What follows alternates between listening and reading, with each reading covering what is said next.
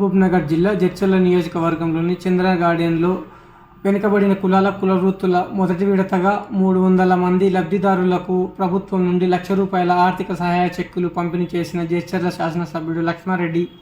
ఈ కార్యక్రమంలో జిల్లా కలెక్టర్ రవినాయక్, మండల అధికారులు, బీఆర్ఎస్ పార్టీ కార్యకర్తలు తదితరులు పాల్గొన్నారు.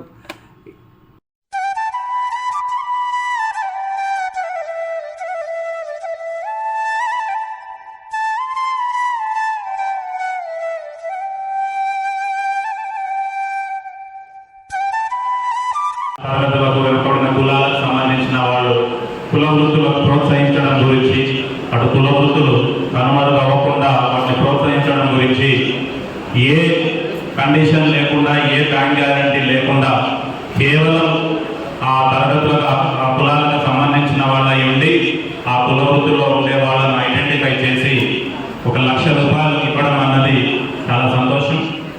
దీనితోటి ఏవైతే మీరు కుల వృత్తులు చేస్తూ ఉన్నారో దాన్ని డెవలప్ చేసుకొని ఆర్థికంగా మనం ఇప్పుడున్న పరిస్థితి కంటే మెరుగైన పరిస్థితికి వెళ్ళడం గురించి వీటన్నింటినీ సద్వినియోగం చేసుకోవాలి. ఇది ఒక నిరంతరమైన ప్రక్రియ. ప్రతి నెల కూడా నియోజకవర్గంగా ఒక 300 మంది బెనిఫిషరీస్కి ప్రతి మంత్ ఈ బెనిఫిట్ అనేది వస్తూ ఉంటుంది. ఫస్ట్ టైం ఈ మంత్ ఈ అందరికి వస్తూ ఉంది. ఇప్పుడే గౌరవ శాసనసభ్యులు గారిని కూడా కోరడం జరిగింది. అధికారులు మిగతా 300 మెంబర్స్ని కూడా ఐడెంటిఫై చేస్తారు. త్వరలోనే వాళ్ళకు కూడా ఇస్తాం. మళ్ళీ ఇంకొక ప్రోగ్రామ్ కూడా చేయమని రిక్వెస్ట్ చేయడం జరిగింది. వారు కూడా దానికి అంగీకరించారు.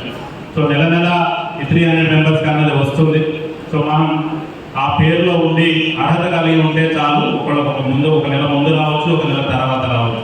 సో అందరికీ కూడా వస్తుంది కాబట్టి దీన్ని ప్రాపర్గా యూటిలైజ్ చేసుకోవాలి. ఈ ప్రోగ్రాంతో పాటు రీసెంట్గా గౌరవ శాసనసభ్యులు గారు వారి స్పీచ్లో చెప్తారు డీటెయిల్గా. బట్ గృహలక్ష్మి స్కీమ్ గురించి కూడా ఇంతకుముందు స్టేట్ సర్పంచెస్ ఫోరం ప్రెసిడెంట్ గారు వారు కూడా చెప్పడం జరిగింది.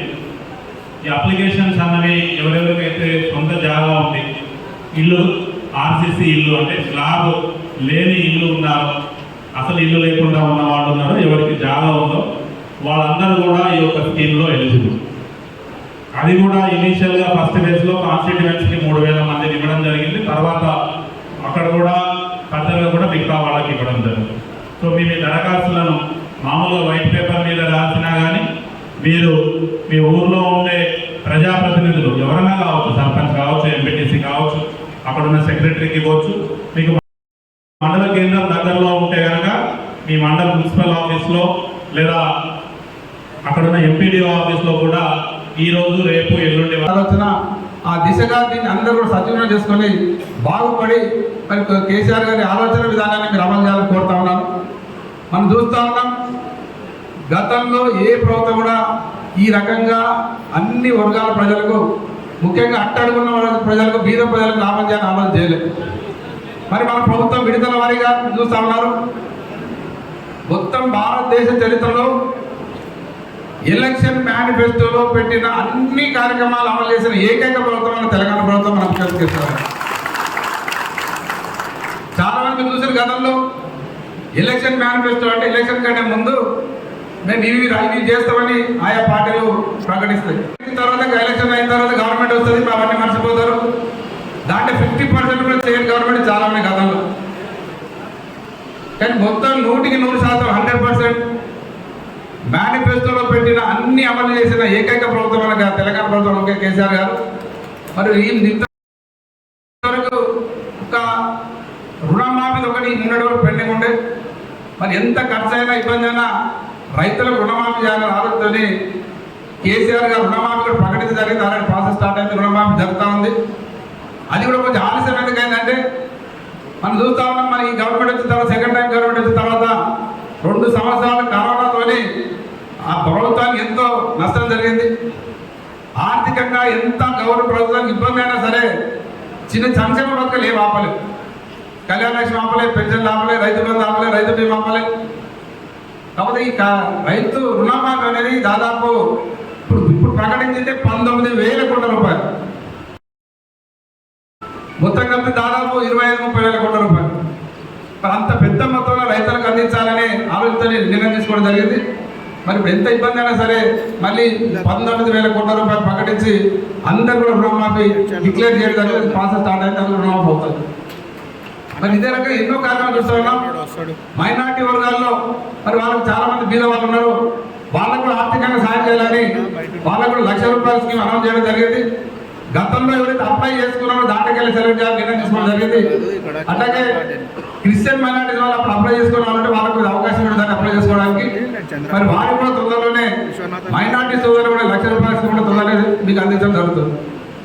మరి అట్లాగే ఇంతకుముందు ఒక కలెక్టర్ చెప్పినట్టు గృహలక్ష్మి కార్యక్రమం అవుతుందో మన కాన్స్టిట్యున్సీకి స్పెషల్గా మన ఉమ్మడి మామనాడు జిల్లాకి అన్ని కాన్స్టిట్యున్సీలకు 3,000 ఇస్తే మనం ఉమ్మడి మామనాడు జిల్లా కాన్స్టిట్యున్సీలకు 4,000 ఎక్కువ ఇవ్వడం జరిగింది. 4,000 కూడా జరుగుతారు ముఖ్యమంత్రి గారు మామనాడు వచ్చి మీటింగ్లో ప్రకటించడం జరిగింది. మరి ఆ విధంగా వీటికి సరిపోని మీకు ఇవ్వడం జరుగుతుంది. మీరు అందరూ కూడా ఈ 3 రోజులు అప్లై చేసుకోవాలి. ముఖ్యంగా అన్ని గ్రామాల సర్పంచులు కానీ ముఖ్య నాయకులు అందరూ కూడా మరి మీరు అందరు ఎవరైతే నిజంగా బీదోళ్ళు ఉన్నారో ఇప్పుడు చెప్పిన నామ్స్ ప్రకారం ఎలిజిబుల్ అవుతారో వాళ్ళందరితో అప్లికేషన్ తీసుకొని సెక్రటరీ ద్వారా మరి ఎంపీడీ కూడా పంపిస్తే ఈ 3 రోజులు స్క్రూటిన్ చేసి దాంట్లో నుంచి విడతల వారిగా 4,000 మంది ఇంచుమించు అందరూ కవర్ అవుతారు. ఇంకెవరైనా అక్కడ తక్కువ మళ్ళీ కూడా సాగించడానికి అవకాశం ఉంది. కాబట్టి మీరైతే ఎవరైతే మున్సిపాలిటీలో బీదలందరూ సాయం చేయాలని ఆలోచన చేస్తూ ఉన్నారు. ముఖ్యమంత్రి గారు ఆలోచన ఒకటే, కొంతమంది ఏమో బీదలను కొట్టి పెద్దలు పెడుతున్నారు. మన ముఖ్యమంత్రి ఏమో రాష్ట్ర సంపద పెంచి బీదలకు వస్తున్నాడు. సంపద పెంచాలి, బీదలకు పెట్టాలి. తర్వాత అన్ని గ్రామాల్లో బ్రహ్మాండంగా పండుగలు జరుపుకుంటారు. ఇదే మనకు ముఖ్య నిదర్శనం. ఆర్థికంగా గ్రామాలు బాగుపడ్డాయి, రైతులు సంతోషంగా ఉన్న నిదర్శనం అన్ని గ్రామాల్లో పండుగలు జరుగుతూ ఉన్నాయి. ఏ పండుగలు జరుగుతున్నాయి? బొడ్రాయి పండుగలు పండుగ 50,000 ఏళ్ళ జరిగే బొడ్రాయి పండుగ ఇప్పుడు మళ్ళీ చేసుకుంటున్నాం. కుటుంబ పండుగలు చేసుకుంటున్నాం. అన్నిలో ఫంక్షన్లు జరుగుతున్నాయి. ప్రతి ఇంట్లో ఇప్పుడు నేను వస్తుంటే 5-6 ఇన్విటేషన్స్ వచ్చినాయి. ఏంటి? కడుపులో బిడ్డ అవ్వడం నుంచి ఫంక్షన్లు చేస్తున్నారు. అంతకుముందు అన్నింటికి పిలవకుండా మన అందరి నాయకులందరూ ప్రతి ఒక్కరిని పిలుస్తున్నారు. కడుపులో బిడ్డ పడ్డాక శ్రీమంతానికి ఇప్పుడు శ్రీమంతాన్ని పిలుస్తున్నారు. అంటే వాళ్ళు ఆర్థికంగా లాభం ఉంటారు కాబట్టి అది పండుగ పెద్ద ఘనంగా చేసుకుంటున్నారు. కడుపులో పడ్డ నుంచి బిడ్డ పుట్టాక దొడ్డ పండుగ, 1 సంవత్సరం వస్తే ఏం పండుగ? బర్త్డే, ఫస్ట్ బర్త్డే, తర్వాత పెద్దగా ఇంకో పండుగ, దాని తర్వాత పెళ్లి తర్వాత మళ్ళీ ఇట్లా ఇన్ని రకాల అన్ని పండుగలు ప్రతి ఇంట్లో జరుగుతూ ఉన్నాయి. అంతకుముందు ఎవరు చేసుకుంటున్నాయి? కరువు ఉంటుండే, తినడానికి తిని లేకుండా పండగలే దానికి వస్తుంది. ఇలా మన గవర్నమెంట్ వచ్చిన తర్వాత మన ప్రభుత్వం వచ్చిన తర్వాత మన ముఖ్యమంత్రి చేసే కార్యక్రమాలతో ప్రతి ఒక్కరు కొంచెం ఆర్థికంగా లాభపడ్డాయి కాబట్టి ప్రతి ఒక్కరు పండుగలు చేసుకుంటున్నారు. ఇదే నిదర్శనం. కేసీఆర్ అనే బంగారు తెలంగాణ, ఇదే బంగారు తెలంగాణ. అందరు సంతోషంగా ఉండేదే బంగారు తెలంగాణ. నిజంగా కూడా అందరు సంతోషంగా ఉన్నారు. ఇంకా ఎవరు అక్కడక్కడ బీదోళ్ళు ఉంటే వాళ్ళకి ఈ రకంగా ముఖ్యమంత్రి గారు ఆర్థిక సాయం చేస్తున్నారు. మరి ఆర్థిక సాయాన్ని ఉపయోగించుకొని మీరు కూడా బాగుపడాలి. ₹1,00,000 ఏం బాగుపడతాం అనుకోవచ్చు కొంతమంది. ₹1,00,000 10,000 చేస్తుంటే 10 కోట్ల సంపాదించిన ఉన్నారు. చేసే ఆలోచన ఉండాలి, ఆలోచన విధానం ఉండాలి. మనం పని చేసుకుంటే ₹1,00,000 10 లక్షలు చేయొచ్చు, 10 కోట్ల రూపాయలు చేయొచ్చు. ఆ రకంగా మీరు అందరూ కూడా ఈ కార్యక్రమాన్ని ఉపయోగించుకొని ఆర్థికంగా బాగుపడాలని కోరుకుంటూ, ఇక డబుల్ బెడ్రూమ్ ఇళ్లకు సంబంధించి జడ్చర్ల పట్టణంలో ఉన్న 850 ఇళ్లను ఆల్రెడీ అప్లికేషన్లు తీసుకోవడం జరిగింది. వాటన్నిటిని అధికారులు స్క్రూటినీ చేస్తూ ఉన్నారు. వాళ్ళందరూ కూడా ఈ వారం 10 రోజులు వాళ్ళందరూ కూడా సర్టిఫికేట్ ఇచ్చి ఈ 15 తర్వాత ఇట్లా మంచి దినాలు వస్తున్నాయి, అందరూ కూడా డబుల్ బెడ్రూమ్లో పంపించడం జరుగుతుంది. కానీ దీంట్లో దయచేసి మీరు ఇంచుమించు బీదోళ్ళు అందరికీ అంటారు. ఎక్కడ కూడా ఎలిజిబుల్ లేని వారికి ఇచ్చే అవకాశమే లేదు. పూర్తి బీదోళ్ళు నుండి ఇల్లు లేని వాళ్ళకు దాదాపు 15,000 కిరాయిలు ఉన్న వాళ్ళకి ఇస్తున్నాం. లేదు ఒకటే ఇంట్లో చిన్న ఇంట్లో 2 కొడుకులు ఉంటే 2 కుటుంబం 2 ఉంటే వాళ్ళ తాడొక్కరిని తగ్గిస్తున్నాం. అట్లా నిజంగా పూర్తి ఎలిజిబుల్ వాళ్ళకి ఇస్తున్నాం. ఎక్కడ కూడా చిన్న ఫ్రాడ్ జరిగే అవకాశం లేదు. ఎక్కడైనా చిన్నది ఏమైనా జరిగితే ఖచ్చితంగా వాళ్ళ ఇల్లు కూడా క్యాన్సిల్ జరుగుతుంది. అయితే ఎక్కడ కూడా చిన్న ఫ్రాడ్ జరిగే అవకాశం ఉండదు. మరి ఎందుకంటే బీదోళ్ళ దగ్గర మనం ఏదైనా వేరే రకంగా చేస్తే మనకు కరెక్ట్ కాదు. మరి ఇళ్ళ సెలక్షన్ విషయంలో అధికారులకు మరి అందరూ సహకరించి నిజమైన ఎలిజిబుల్ ఉన్న వాళ్ళకే మీ లిస్టు వాళ్ళకు వచ్చేదాకా చూడాలని కోరుతా ఉన్నాను. దీంతో పాటు ఈ 850 ఆల్రెడీ నిర్మాణం అవి కంప్లీట్ అయినాయి, వాళ్ళకి ఇస్తాం. దాని తర్వాత ఇంకో దాదాపు 400 ఇళ్ళు నేషనల్ హైవే పక్కన నేషనల్ దాబా బ్యాక్ సైడ్ అక్కడ కూడా ఇల్లు స్టార్ట్ అయినాయి. అవి కూడా కంప్లీట్ అవుతాయి. అంటే ఇంచుమించు జడ్చర్ల పట్టణంలో అప్లికేట్ చేసుకున్న డబుల్ బెడ్రూమ్లు అందరికీ కూడా ఇల్లు ఇవ్వడం జరుగుతుంది. దాంతోపాటు సొంత స్థలాలు ఉన్న వాళ్ళకి ఇప్పుడు మరి కూడా గృహ స్కీమ్ అనౌన్స్ చేయడం జరిగింది. అది కూడా ఇవ్వడం జరుగుతూ ఉంది. కొంతమంది రాజకీయాలు చేస్తున్నారు, డ్రామాలు చేస్తున్నారు. డబుల్ బెడ్రూమ్ ఏమో అయ్యలే, డబుల్ కట్టిన పిల్లలకి ఇవ్వడానికి తప్పకుండా వాళ్ళకి ఇస్తాం. దానికి ఒక ప్రాసెస్ ఉంటుంది, ఒక సిస్టమ్ ఉంటుంది, ఒక కథ ఉంటుంది. ఇంతకుముందు గతంలో ఇల్లు ఒకటే ఒక ఇళ్ళని 3-4 ఇళ్ళు రాసుకొని బిల్లులు ఇచ్చిన కాలాలు ఉన్నాయి. గతంలో పెద్ద స్కామ్ జరిగింది డబుల్ బెడ్ స్కీమ్లో. అంటే జరగకూడదనే ముఖ్యమంత్రి గారు అన్ని జాగ్రత్తలు తీసుకొని నిజమైన అరువుల కందాల నుంచి ఆలోచించుకొని కార్యక్రమం చెప్పడం జరిగింది. ఇంకోటి మీరు ప్రతిపక్షాలు చూస్తున్నారు, మనం చెప్పిన స్కీమ్ కాలేదంటున్నారు. కొన్ని మనం గతంలో చేసినవి అడిగితే అది వేరే. డబుల్ బెడ్రూమ్ మన స్కీమ్, మన ముఖ్యమంత్రి అనౌన్స్ స్కీమ్. అది గతంలో వేరే పార్టీ అన్న స్కీమ్ కాదు. అది అసలు డబుల్ బెడ్రూమ్ ఇల్లు అనేది దేశ చరిత్రలో ఫస్ట్ టైం మన ముఖ్యమంత్రి ఆలోచించి డబుల్ బెడ్రూమ్ వేయాలి బిజులకి. మంచి కఠినం ఇస్తున్నాం. దానికి ప్రతిపక్షం మాట్లాడతారు, డబుల్ బెడ్రూమే ఎందుకు ఇవ్వలే, ఎందుకు కట్టలే, వాళ్ళంతా కడతా మనం కూరగొట్టాడు. వాళ్ళు ఎప్పుడో 60 కింద 2 ఇల్లు ఇచ్చి అది చెప్పుకుంటారు. ఇప్పుడు కొంతమంది కొన్ని పార్టీల వాళ్ళు మా ఇందిరా ఇచ్చింది, అవును ఇందిరా ఇచ్చింది, మరి మీరేం చేశారు? 60-70 ఏళ్ళ కింద ఇందిరా ఇచ్చింది కరెక్ట్. నిన్న మనం మీరు 50 ఏళ్ళు మీరేం చేశారు అది చెప్పాలి కదా. మీ ఇందిరా నేను కూడా చెప్తాను కదా, ఇందిరా ఇచ్చింది ఇచ్చింది అందాం కదా. దాని తర్వాత అయిపోయింది, తర్వాత 50 ఏళ్ళు ఏం చేశారు అది చెప్పాలి కదా. అదేం చెప్పరు, ఒక్క పని చేసింది లేదు. మరి నిన్న చూశారు, ఒక ఆయన 3 గంటలు కరెంట్ చాలని, రైతులకు 3 గంటలు కరెంట్ చాలని. అంటే వాళ్ళు చెప్పే ఉద్దేశం ఏంటంటే, అయ్యా మీరు పొరపాటున మాకు ఓటేస్తే మేము 3 గంటలు కరెంట్ ఇస్తాం, మీరు చూసుకొని ఆలోచన చేసుకోండి, ఎందుకంటే మాకు శాత కాదు. అంతకుముందు మేము గవర్నమెంట్ 3 గంటలు ఇస్తాం, మళ్ళీ ఇప్పుడు 3 గంటలు ఇస్తాం, మరి మీరు ఆలోచన చేసుకొని చెప్పడం జరుగుతాం. నిజానికి కూడా మీరు ఆలోచన చేయాలి. ఈ రకంగా 24 గంటల కరెంట్ ఇస్తున్న ఏకైక ప్రభుత్వం, ఏకైక రాష్ట్రం తెలంగాణ రాష్ట్రం దేశం మొత్తంలో. ఇది ఎవరితో అయ్యే సాధ్యం కూడా కాదు. ఎందుకు కాదంటే మీరే చూసిండ్రు, సమైక్య ఆంధ్రప్రదేశ్లో రాష్ట్ర ముఖ్యమంత్రి కిరణ్ కుమార్ రెడ్డి గారు చెప్పారు ఏమనంటే, అరే మీరు తెలంగాణలో కరెంటు లేదా వైపు తెలంగాణ ఎందుకు కడుతున్నారు, తెలంగాణ వస్తే మీకు కరెంట్ ఎవరో చీకటి అవుతారు. మరి ఇలా చీకటి ఎవరైంది, ఎవరు వెళ్తున్నారు అంతా చూస్తూ ఉన్నారు.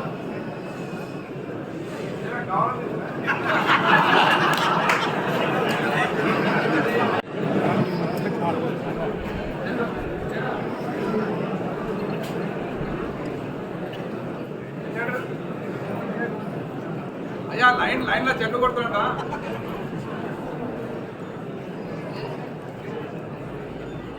2 నిమిషాలు కరెంట్ పోతే మనం ఆలోచన చేస్తున్నాం. అంతకుముందు 2 నిమిషాలు ఉంటే రాలే మైక్.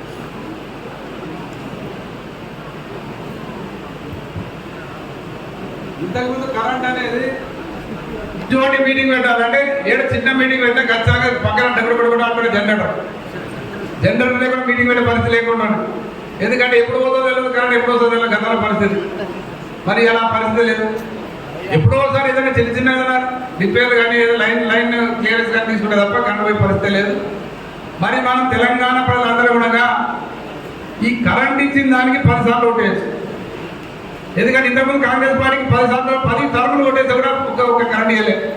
మరి కరెంట్ ఇచ్చిన గవర్నమెంట్కి ముఖ్యమంత్రి కేసీఆర్ గారికి ఒక్క కరెంటుకు 10 సార్లు ఓటేయాలి, ఒక మిషన్ రాజ నీళ్ళకు 10 సార్లు ఓటేయాలి, ఒక రైతు బంధుకు 10 సార్లు ఓటేయాలి, ఒక మరి కళ్యాణ లక్ష్మి 10 సార్లు ఓటేయాలి.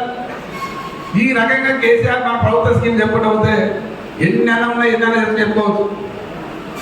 మరి రాష్ట్రం భవిష్యత్తు ఇంకా బాగుపడాలి, ఇంకా ముందు ఇంకా ప్రమాణం జరగాలి అనే ఆలోచన మీ అందరికీ ఉండాలి. ప్రజల భవిష్యత్తు ప్రజల చేతిలో ఉంటుంది. ప్రజలు ఎటువంటి ప్రభుత్వాన్ని ఎటువంటి నాయకులు ఎన్నుకుంటే అటువంటి భవిష్యత్తు ఉంటుంది. మన అదృష్టం బాగుండి తెలంగాణ రాష్ట్రం వచ్చినాక టీఆర్ఎస్ పార్టీ ప్రభుత్వం వచ్చింది. మన ఉద్యమం అక్కడ కేసీఆర్ ముఖ్యమంత్రి అయింది కాబట్టి ఈ రోజు రాష్ట్రం మన దేశంలో నెంబర్ ఉన్నాయి. లేకుంటే మన రాష్ట్రం మళ్ళీ ఎప్పుడు పాతకైతే పడుతుంది. మరి ఇవన్నీ మీరు చూస్తారు ఏమేమి జరుగుతున్నాయి అనేది. ఒకటి మీరు అందరికీ మరోసారి మనం చేస్తా ఉన్నాం, చాలాసార్లు చెప్పాము మీకు. మన దగ్గర పాలమూరు ఎత్తిపోతల స్కీమ్ నడుస్తూ ఉంది, ఉదండాపూర్ రిజర్వ్ అవుతుంది, కర్వడ రిజర్వ్ అవుతుంది. ఆ రెండింటి మధ్య టన్నల్ కంప్లీట్ అయింది. 8 కిలోమీటర్లు, 8-9 కిలోమీటర్లు. మీరు చాలా మంది పోయి చూసి వచ్చారు. మొన్న కోడగల్ గ్రామం రైతులు పోయి చూసి బయటకు వచ్చాక ఒక రైతు మాట్లాడాడు. ఏం మాట్లాడంటే, అరే ప్రతిపక్షంలో అప్పులు చేసిన కేసీఆర్ అప్పులు కావాలి ఇంత మంది పనిచేస్తుంటారు. ఆ టన్నాలు చూసినా కానీ రైతు మా రైతు అన్నాడు, చదువుకొని రైతు మాట్లాడి చదువుకున్న సన్యాసాలు తెలియదు, అప్పులు చేసి మాట్లాడదు. అప్పు చేసి ఎవరు పెడుతున్నాడు? అప్పులు చేసి ప్రాజెక్టులు కడుతున్నాడు, భవిష్యత్తు తరాలకు భవిష్యత్తు చేస్తున్నాడు. అయ్యా మీరు ఇక్కడ ఉన్న వాళ్ళు అందరూ కూడా ఆ టన్నలు ఒకసారి చూసి రాని జన్మ తరిస్తుంది. ఎందుకంటే ఒకసారి నీళ్ళు వచ్చినాక చూడడానికి అయ్యా మీరు మీడియా మిత్రులు మోలీ ఇప్పుడు చాలా మంది మహిళా సంఘం జడ్చాల మహిళా సంఘాలు కూడా చూసి వచ్చారు. ప్రతిపక్ష పార్టీలో దొరకపోవడం సరే రాదు. ప్రతిపక్ష పార్టీ అందరూ కలిసి పోయిద్దాం, విలేకరులు ప్రతిపక్ష పార్టీ అందరం కలిసిపోదాం. ఆ టన్నులు చూస్తే ప్రతిపక్ష పార్టీలో పరిచయం అవుతారు. అరే కేసీఆర్ ఇంత బాగా మేము కూడా కేసీఆర్ కొట్టేస్తా ఉంటాం. ఎందుకంటే ఆ టన్నులు ఉదటాపూర్లో మీ ప్రాజెక్ట్ చూసి టన్నులు ఎంటర్ అయితే 8 కిలోమీటర్లు పోయిన తర్వాత ఆ టన్నులకి వెళ్ళిపోతాం. కరోనా ఎంటర్ అయితే కరోనా చూస్తాం, ఇంటికి వస్తాం, టూర్ లాగా అవుతుంది. ఇది మళ్ళీ ఒకసారి నీళ్ళు నిలిచిన తర్వాత చూడడానికి అవకాశం ఉన్నది కదా. ఇప్పుడు నిర్మాణ దశలో ఉంది కాబట్టి ఇప్పుడే చూడడానికి అవకాశం ఉన్నది. మీరు అందరూ కూడా ఎప్పుడు యువతాన్ని కూడా మా సొంత వెహికల్ తీసుకొని పోవచ్చు. మీరు ఎవరైనా చెప్తా అంటే మా మండలాలు యాదవ్ కానీ మరి కొంతమంది ఇక్కడ ఉన్నారు, వాళ్ళు ఆల్రెడీ అధికారులతో మాట్లాడుతున్నారు. మీరు అందరూ చూసి వస్తే మీరు ధన్యత అంటే మీ జన్మ ధాన్యస్తుంది. మనం ఎక్కడో పోయినా కంపెనీలో ఉన్నది కింద భయాలు చూసి వస్తాం, దూరం పోయి చూసి వస్తాం. అంత దూరం అవసరం ఇక్కడ రావడం ఇక్కడే ఒక టూర్ లాగా పోయి రావచ్చు. మరి అది మా భవిష్యత్తు చూడలేము కాబట్టి దయచేసి మీరు అందరూ చూస్తే మీకు అర్థమవుతుంది. మరి అన్ని మండలాల నాయకులు ఉన్నారు ఇక్కడ, సర్పంచులు కానీ మంత్రి మండల నాయకులు ఉన్నారు. మీ మండల నాయకులు అందరూ మీ గ్రామాల వాళ్ళని తీసుకెళ్ళి ఆ టన్నులు చూడండి, మీకు అర్థమైతే ఎంత పని జరుగుతుంది, ఏం జరుగుతుంది, కేసీఆర్ ఏం చేస్తున్నాడు. దాంతోపాటు మనకు చూడడానికి అవకాశం ఏర్పడుతుంది. భవిష్యత్తు చూడలేరు మనం. అటువంటి టన్నులు చూడాలంటే మనం ఎప్పుడు చూడలేరు, మీ జన్మ మనం ఎప్పుడు కూడా చూడలేరు. ఒకసారి నీళ్ళు ఇచ్చిన తర్వాత నెక్స్ట్ టైం నీళ్ళు వస్తే మనం చూడడానికి అవకాశం ఉంది, దానికి పర్మిషన్ ఉంది. కాబట్టి మీరు అందరూ చూసిన కోరుతా ఉన్నాను. దాన్ని చూస్తే మన ప్రభుత్వం చేసిన కార్యక్రమం అర్థమైంది.